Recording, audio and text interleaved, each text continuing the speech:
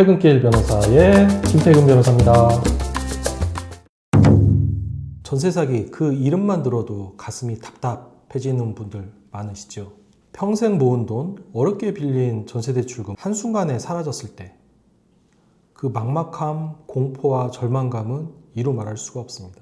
오늘 제가 들려드릴 이야기는 그 절망의 끝에서 일궈낸 전세 역전의 재판입니다. 전세 사기를 당한 후 오피스텔에서 쫓겨났던 한 청년이 공인중개사를 상대로 어떻게 재판에서 승소하게 되었는지 그 비결을 지금 공개합니다. 오늘 이야기 주인공은 전세지옥이라는 책의 작가님입니다. 2023년 전세 사기로 인해서 세상이 떠들썩할 때 전세지옥이라는 책을 통해서 본인의 경험담을 공유해주고 전세 사기 피해자들에게 큰 위로하고 용기를 주었던 분이시죠. 바로 이 책입니다. 인생 처음으로 구한 전셋집이었고 전세금이 대략 6천만 원이다 보니까 그중 80%를 전세 대출금으로 지급하게 됐습니다. 그런데 전세 사기를 당하다 보니 집주인으로부터 한 푼도 받지 못하고 경매 절차가 끝난 후 오피스텔에서 쫓겨날 수밖에 없었죠. 은행에 대한 전세 대출금은 당연히 세입자 부담이 되었는데 그 전세 대출금을 갚아야 하니까 작가님은 그 전세 대출금을 갚기 위해 원양 상선을 타고 조리일을 하면서 7개월간 망망대해를 떠돌아다녔습니다. 그리고 7개월 후 한국으로 돌아와서 은행에 빚진 전세 대출금을 모두 갚은 분이기도 하고요. 이분의 용기와 의지 정말 대단하십니다. 이렇게 고통을 겪었는데 작가님은 포기하지 않고 본인에게 그 위험한 주택을 안전하다고 중개해준 공인중개사를 상대로 손해배상 청구 소송을 진행하기로 마음먹었습니다. 임대인은 이미 구속되어 아무런 재산이 없는 상태였고요. 그런데 큰 난관이 닥쳤습니다. 임대인에 대해서는 유죄 판결이 선고되었지만 담당 공인중개사에 대한 형사재판에서는 무죄 판결이 선고된 거예요. 1심 재판부는 이렇게 판단했습니다. 최우선 변제금은 인터넷에 잠깐 검색을 해봐도 알 수 있다. 그걸 왜 공인중개사가 속이겠느냐. 둘째, 전세대출금 은행에서 사전에 기본적인 위험성 평가를 한 것으로 보인다. 공인중개사의 잘못이 아니다. 셋째, 이 주택의 담보가치 그 전세금을 담보할 만한 충분한 가치가 있어 보인다. 라는 취지로 무죄 판결을 선고를 했어요. 그런데 현실은 최우선 변제금 사건을 해본 변호사가 아니라면 변호사들도 쉽게 알지 못하는 내용입니다.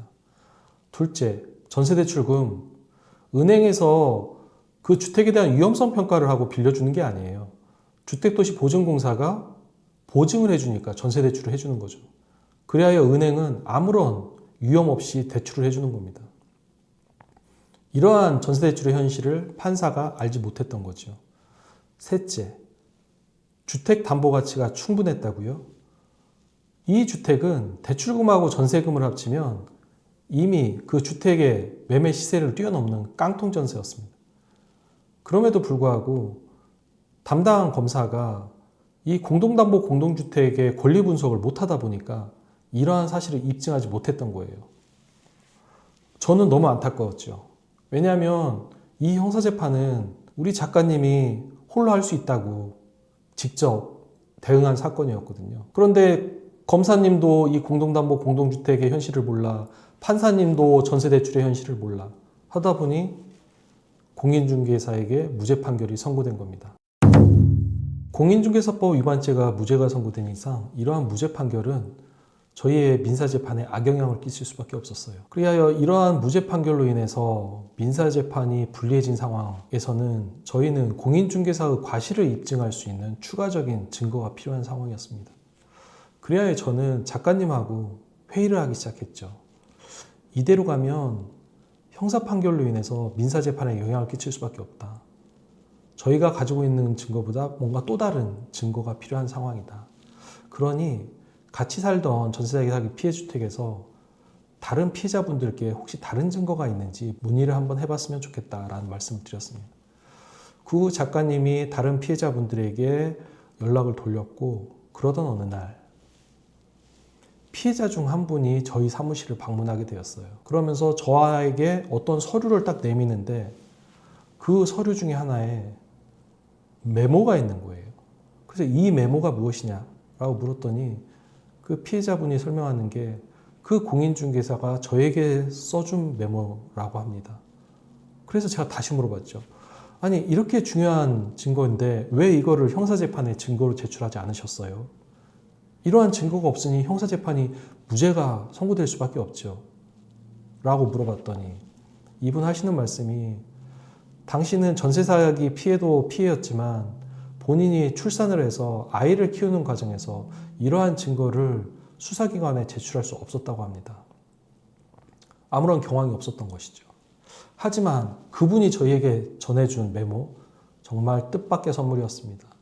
왜냐하면 공인중개사는 저희 작가님에게 작성해준 메모에 대해서 그 내용도 알 수 없고 그 내용을 믿을 수도 없다고 하면서 끊임없이 그 메모의 신빙성을 깎아내리던 상황이었거든요. 그런데 또 다른 피해자가 저희에게 전해준 그 공인중개사의 메모, 그 메모는 작가님에게 써준 메모랑 매우 유사한 내용이었어요.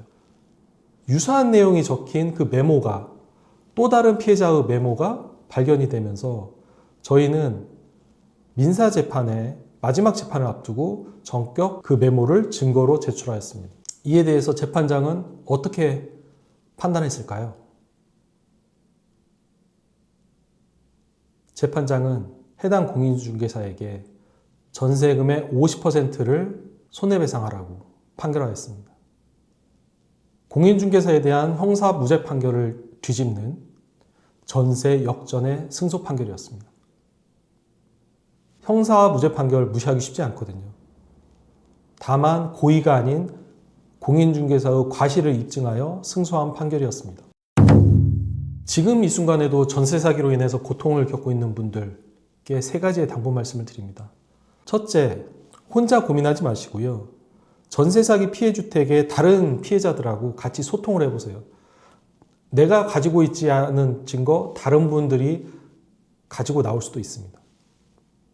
그 증거를 모으는 것이 승소의 열쇠입니다. 둘째, 범인은 현장에 흔적을 남깁니다.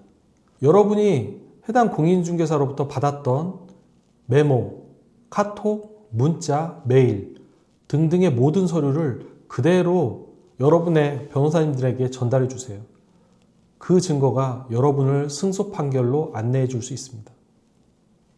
마지막으로 전세 계약을 체결하는 모든 분들에게 당부 말씀드립니다.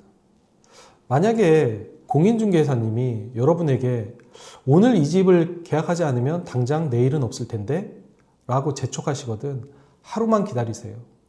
집도 인연이기 때문에 인연이 있으면 그 집은 나에게 돌아옵니다. 전세금은 여러분 평생의 종잣돈이잖아요. 전세계약 체결하실 때 신중하게 체결하셔야 합니다.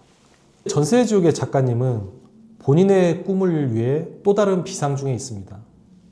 다른 분들도 전세 지옥을 겪었다 하더라도 앞으로는 땅을 친 후 전화위복, 전세 역전에 또 다른 기회가 올 수도 있습니다.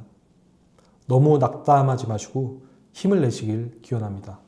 전세가 역전되는 그날까지 여러분과 함께 하겠습니다. 퇴근길의 김태근 변호사입니다.